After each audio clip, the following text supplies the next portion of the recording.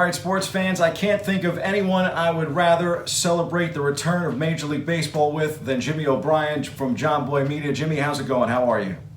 I'm doing well, and like you said, the return of baseball has my spirits higher than usual. I think I was I was reminded how much I love baseball once it became official, and I could actually believe it and get excited for creating rosters and stuff. I had a little tick. I was like, I do love this sport a lot, just like instant mood lifter.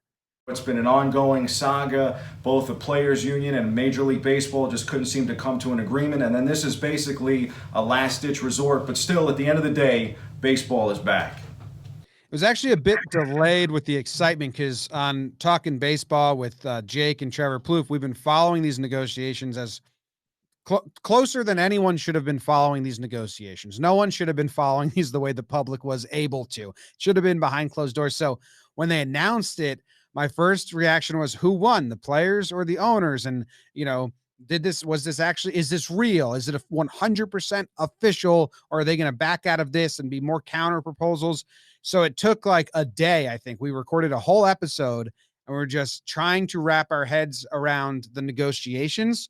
And then the next day, I started doing 30-man roster. I started looking at schedules, and that's when I was just incredibly excited. And I don't, Corona may come back and it may put an end to this, but save that for when it happens and let people be excited. Because even being able to think about all this is exciting. Like, predicting they open against the Mets. Do they start these guys if they open against the Red Sox? And all these games mean just living in that and being able to do it for a week is so much joy for me. I mean, it does pain me to see that now on your socials, it's going to be anything other than all of these other things you were trying to fill the time with. I know at one point you were even making things in the kitchen, sometimes not working out in particular, but I'm pretty sure you got to be happy to have actual things to discuss in terms of baseball being back. Yeah, we had some fun trying some new things. I know I did a lot of battle bots. I mean, it was people request things, and it wasn't baseball, so they're just do this, do this, do this.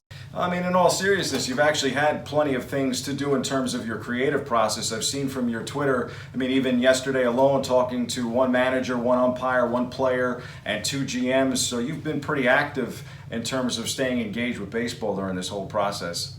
It was yesterday was kind of odd. Like, 4 months ago, 6 months ago, that's a weird day. And it was just what landed on our schedule today. And, they weren't all straight up interviews, but we recorded content with all those people, two former GMs, an umpire, player. So it's been a wild and really fast ride. I feel like the John Boy Media story is, those roller coasters that are magnetized. So the first 30 seconds you're inching and slow and slow, and then all of a sudden, whoop, I feel like we're still in the middle of that magnet takeoff right now, and it's kind of wild.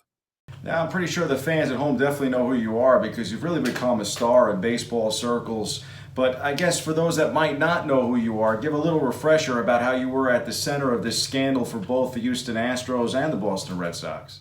Yeah, so I mean, I'm just a baseball fan, diehard Yankees fan who always wanted to do my own creative, my own thing. So it started as a Yankees podcast, started as just live tweeting Yankees games, and every time we grew, I presented a new idea in front of the audience that was following along and part of this journey with us. And if they allowed it, then we did it. So I did, it really took off with short videos and long form podcasts and merch sales. So it became a business really, and not in a bad sense. Like, it's really fun. And then when the Astros thing happened, we had an audience in place. I think we had, 100,000 on Twitter and 400,000 on YouTube. So, and they're ready to hear my version of the news and what's going on. And cause I try to make it as digestible as possible with short video clips and some audio information, get all the senses going. You can see it here, you can hear it here. And the Astros was the perfect storm because as soon as I read the article by The Athletic, Rosenthal and Evan Drellich, I just did what I always do. I just went to the computer and made a short video and gave it to my audience in the way they expect it to come. And a 2-minute digestible video on something that's scandalous really sparked everything because it went beyond baseball fans and it went beyond sports fans. I think my aunt who, is part of a knitting club and doesn't follow sports at all, she saw that video because the cheating scandals go far, So it was really wild. I would say Yankee fans definitely know you as well because, really, to a large degree, you are responsible for Savages in the Box because of the Aaron Boone story as well. That audio from that game. That was another perfect storm. And, Boone said all those words. All I did was I was able to capture it, put the subtitles on there, and get it out there as fast as possible, which, I think maybe more people will be doing now. But really, I was the only one actively doing that last season and the season before. And, I would joke, or I wouldn't joke. I would tell my partner, Jake, like, I can't miss a game because you never know when there's going to be a brawl, when there's going to be an ejection. And we had put all these streams, these revenue streams in place, the podcast, the merch store, the Twitter, the YouTube, and we had all these things and all these avenues of content and revenue streams in place. And when a moment like that comes, that's what you're waiting for. And that's why we dedicated to covering every inning of every game. Because once that happens and once Boone gives that rant, which is amazing, it's go time. And, what I like to say is if you look at the graph, once that happened, the business ticked up, and then we plateaued from there and made sure that we kept with it. It actually might be a season 2 where players like Stanton and Judge that have been a bit injury prone might not have that same issue because, with the shortened season, if they're able to kind of get situated and stay healthy, they don't have to stay healthy for 162. They just have to stay healthy pretty much for half the season. Judge, Stanton, Paxton, Hicks, all 4 of those guys would have been out. Staying healthy, it's a little scarier to me because a month, starting the season, I always give Gary Sanchez a month. I love Gary, but you'll probably be hurt for a month. It's just kind of in his repertoire now. Didi Gregorius missed a month in 2017. He had a fantastic year. You can miss a month and still play for the 5 others in a regular season. And it's not bad. You can't miss a month.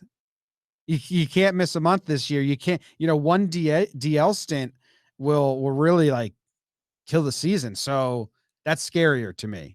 I feel like you've done such an incredible job of trying to market the game to younger fans, something that I feel Major League Baseball really is struggling to do. They're getting better. They basically didn't do it at all for a decade. And, come 2017, they made swift changes to, hey, let's let people share clips on Twitter. Let's let people share clips on Instagram, which is insane. It took them far too long, but they are making strides.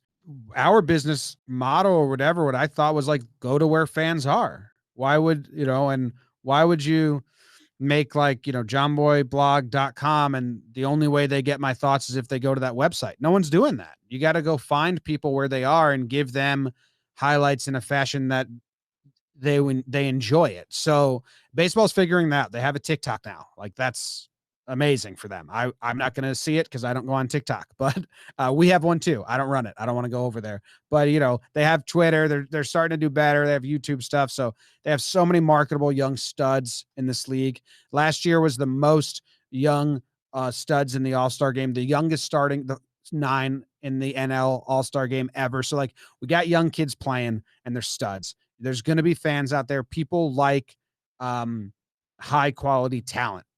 So they have a big opening. So I think, just go to where these kids are and make kids play too is the biggest thing. We got to get kids playing baseball. And then when they grow up and they get a 9 to 5 and they come home at 6 o'clock and they're like, I just want to sit on the couch, then baseball will be there for them.